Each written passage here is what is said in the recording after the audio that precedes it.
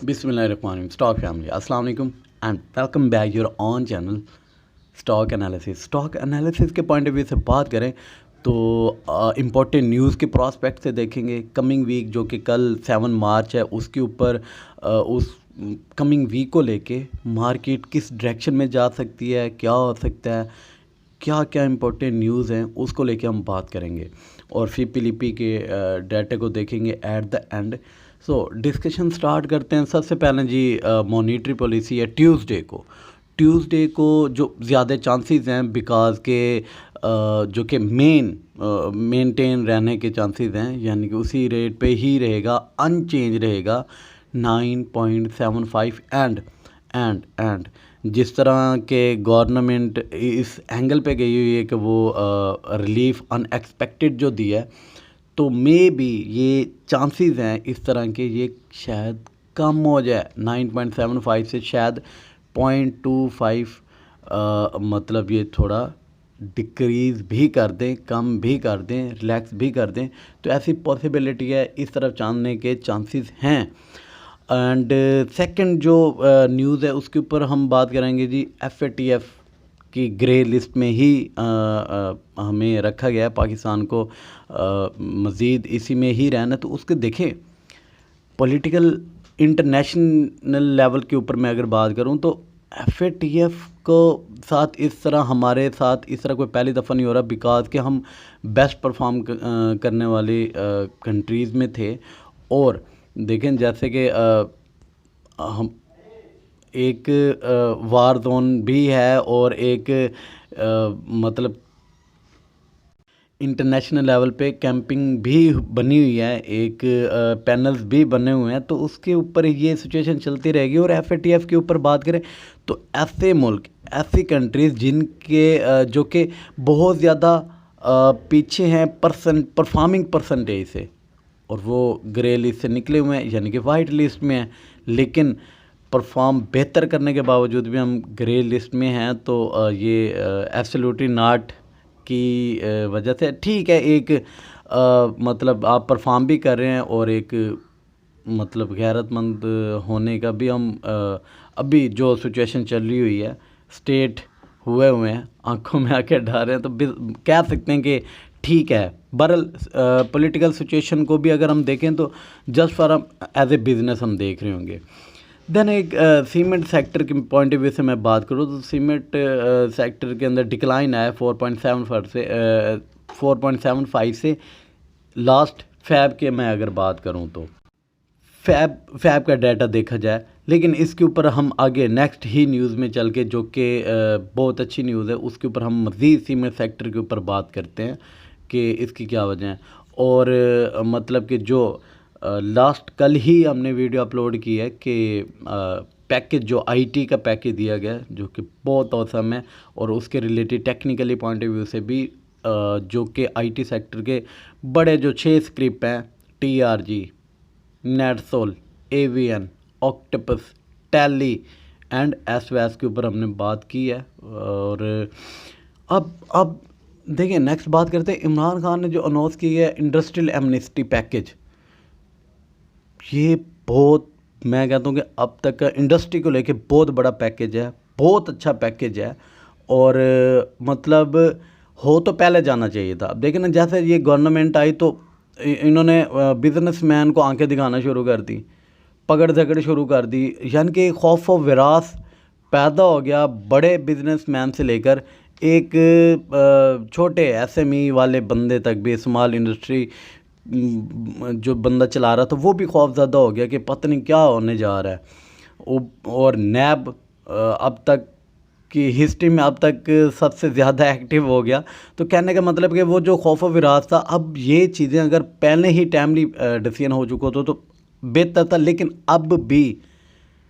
अब दूसरी तरफ एक वार सिचुएशन है और इस तरह के पैकेजेस दिए जा रहे हैं गवर्नमेंट की तरफ से जो कि एक्सपेक्टेड भी थे। हम एक दफ़ा नहीं कई दफ़ा कह चुके हैं कि एंड पे जाके ये गवर्नमेंट कुछ ना कुछ ऐसा रिलीफ देगी, क्योंकि इनका चैलेंज तो एक ही है, इन्फ्लेशन, फूड की प्राइसेस और ईटिंग प्राइसेस जो कि बहुत ज़्यादा गई हुई हैं, तो उसको मेंटेन ये स्टेबल करने की एट द एंड कोशिश करेंगे। जो कि हो रही है, नज़र भी आ रही है।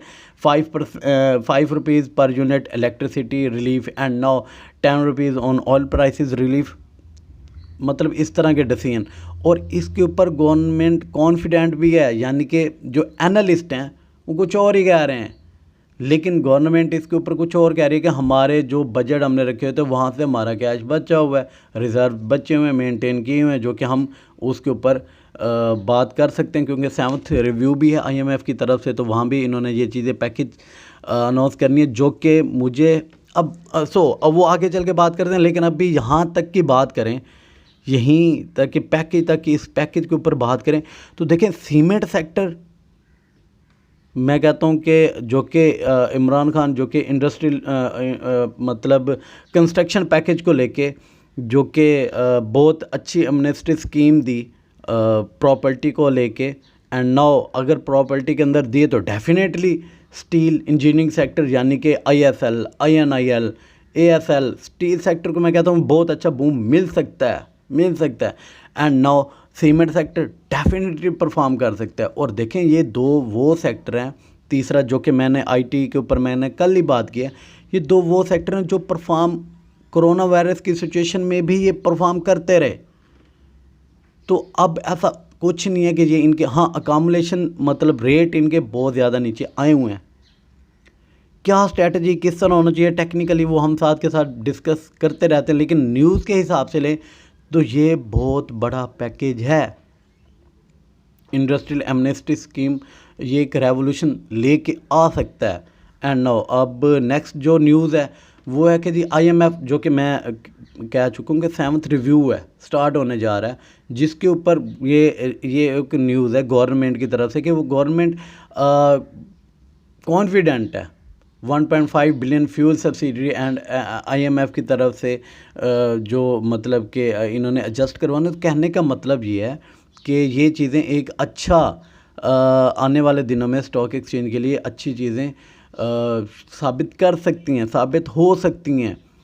लेकिन वेट है तो एक चीज़ का, बड़े प्लेयर की एंट्री। और फिलिपी का डाटा जो कि अभी मैं आप लोगों के साथ शेयर करता हूँ, उसको अगर देखें तो कंजैक्टिवली जो बिग प्लेयर है वो निकर है, उसको भी हम आगे चल के डिस्कस करते हैं। देखें, और अब दूसरी तरफ सवाल ये है कि ठीक है पैकेज तो दे दिया, लेकिन इंटरनेशनल लेवल पे कमोडिटीज़ प्राइसेस जो हाई हो रही हैं, जो कि इकोनॉमिस्ट जो हैं वो डिस्ट्रैक्शन में lie ahead as all prices pushes higher end. देखें बड़ी हैं चीज़ें, और ये ऐसा पहली दफ़ा नहीं हुआ। वार स्टार्ट होती है, चीज़ें नीचे जाती हैं, चीज़ें वार ख़त्म होती है, चीज़ें ऊपर आती हैं। स्टॉक एक्सचेंज की ये हिस्ट्री है। कहने का मतलब है कि यहाँ पे अकामुलेशन फेज़ है। तो यहाँ पे जैसे कि वॉरेन बफेट की कोटेशन इन्हीं दिनों में उनका ट्वीट आया कि जी आप अकामुलेट करें, देन आप आने वाले दिनों में प्रॉफिट करेंगे। अगर न्यूक्लियर वार शुरू होती है तो पैसे की ज़रूरत ही नहीं रहेगी। तो कहने का मतलब ये है कि यहाँ पे चीज़ें बहुत सस्ते रेट पे मिल रही हैं। इंटरनेशनल लेवल पे कमोडिटीज़ प्राइसेस हाई हैं, लेकिन ये नीचे भी आ सकती हैं। और जैसे नीचे आना शुरू होंगी, एक ही अनाउंसमेंट पे वार की सिचुएशन अगर क्लियर हो जाती है देन, और इंटरनेशनल लेवल पे प्राइसेस क्या फर्स्ट टाइम ऊपर जा रही हैं, पहले भी जाती हैं, मेंटेन भी होती हैं, नीचे भी आ जाती हैं। तो ये सिचुएशन, और जो कि गवर्नमेंट की जो situation in over country Pakistan, तो गवर्नमेंट अब रिलीफ देगी, पैकेज देगी, चीज़ों को कवर करने की कोशिश करेगी। और हमारा क्या काम है, उससे थोड़े टाइम के लिए हमने फ़ायदा उठाना एज ए ट्रेडर। उससे लॉन्ग व्यू के लिए भी हम देख सकते हैं कि कौन से ऐसे शेयर हैं जो कि हमने 4 to 6 मंथ वाली लिस्ट में शेयर किए हुए हैं, फंडामेंटली भी डिस्कस किए कि इनके अंदर इन्वेस्ट क्यों करना चाहिए, देन कैपिटल गेन के पॉइंट ऑफ व्यू से एंड डिविडेंड के बेस्ट रिटर्न वाले जो शेयर हैं वो उनके अंदर डिस्कस हमने किए हैं। अब नेक्स्ट न्यूज़ है जी ट्रेड डेफिसिट, जो कि हाई हुआ है 32 बिलियन। तो ये तो हाई होना है, और ट्रेड डेफिसिट तो रहना ही रहना है। उसकी वजह ये है कि हम इंपोर्ट ज़्यादा करते हैं, एक्सपोर्ट कम करते हैं। और ये बैलेंस तब ही हो सकता है जब हमारी, जैसे ये इंडस्ट्री एमनेस्टी स्कीम दी है, मैं कहता हूँ कि ये ट्रेड डेफिसिट को मेंटेन क्या कम कर देगी, मतलब ट्रेड डेफिसिट इम्प्रूव हो जाएगा, बेहतर हो जाएगा। डेफिसिट से हम सरप्लस में जा सकते हैं अगर हमारी इंडस्ट्री ग्रो करती है, अगर हमारे एग्रीकल्चर सेक्टर ग्रो करता है। प्रोडक्शन जो कि हम एग्रीकल्चर सेक्टर में जो कि न्यू स्टाइल आया है फार्मिंग का, तो उसके थ्रू हम बेहतर ये ट्रेड डेफिसिट कर सकते हैं। कोई ज़रूरी मुल्क हैं हम, एग्रीकल्चर मुल्क हैं हम, तो इस सेक्टर के ऊपर, एग्रीकल्चर सेक्टर के ऊपर हम काम कर सकते हैं, जिसकी वजह से स्टॉक एक्सचेंज के हवाले से देखा जाए तो मतलब जो कि फर्टिलाइजर सेक्टर है उसके अंदर एक अच्छा बूम भी देखने को आने वाले दिनों में मिल सकता है। एंड अब उनके अंदर कौन से बेटर शेयर हैं वो इंशाल्लाह कमेंट्स में भी आप पूछ सकते हैं। आने आपके पास कौन से हैं, क्या करना चाहिए, और आने वाले दिनों में उसके ऊपर हम फर्दर भी बात करते रहेंगे। अच्छा, अब नेक्स्ट जो न्यूज़ है, फॉरेन एक्सचेंज रिजर्व जो कि फॉल हुए हैं 344 मिलियन टू 16.46 बिलियन। और अगर वीकली बेसिस पे देखा जाए तो ये डिक्रीज़ हो रहा है 2.05% वीकली बेसिस पे।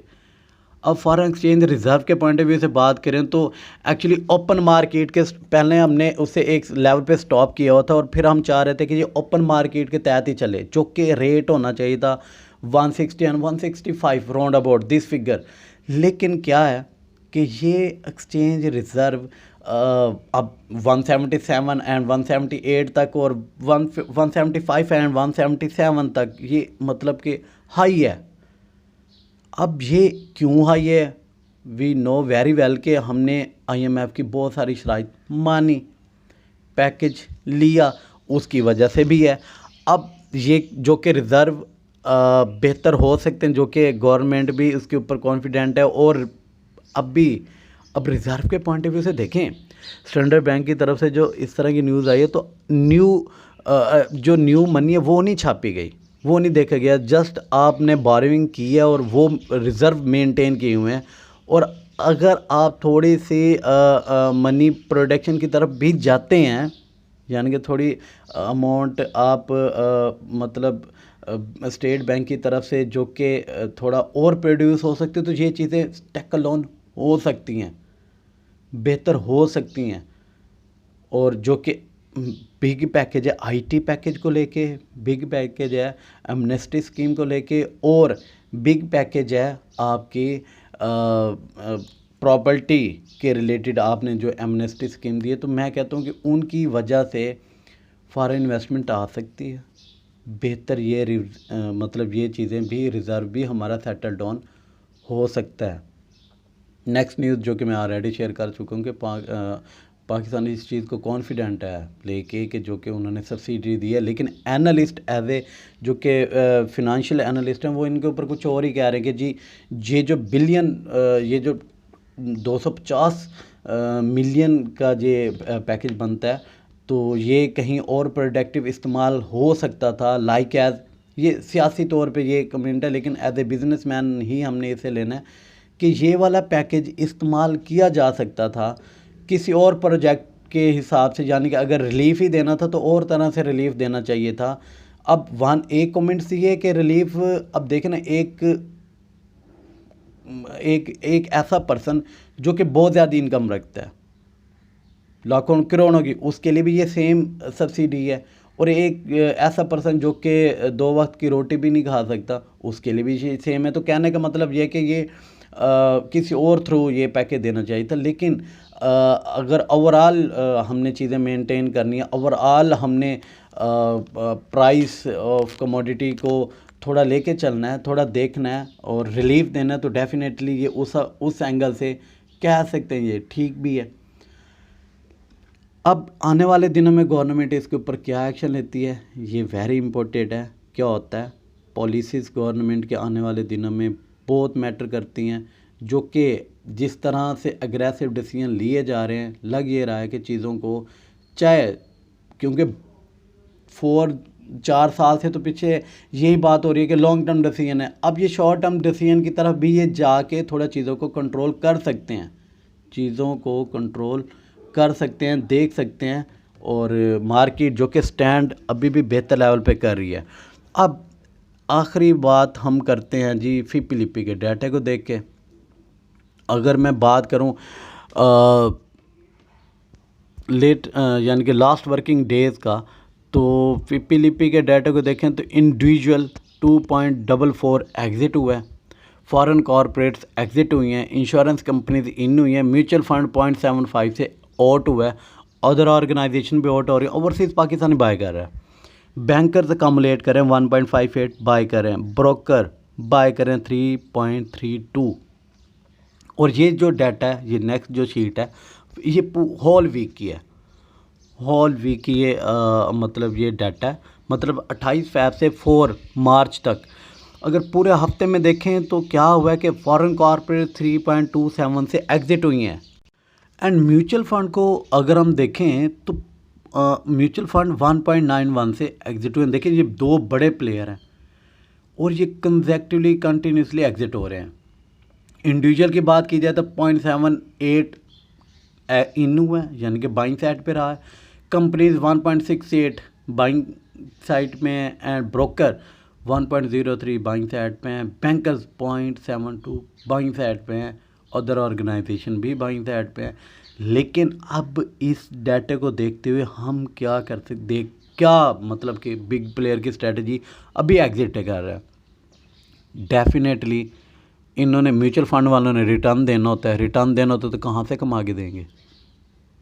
डेफिनेटली री इन्वेस्ट होगा, बाय करेंगे। और ये मार्केट देखें, जैसे म्यूचुअल फंड इन होता है, फॉरेन कॉरपोरेट्स इन होती है, तो मार्केट एक अच्छा अप दिखाती है, जो कि दिखा सकती है, ठीक है।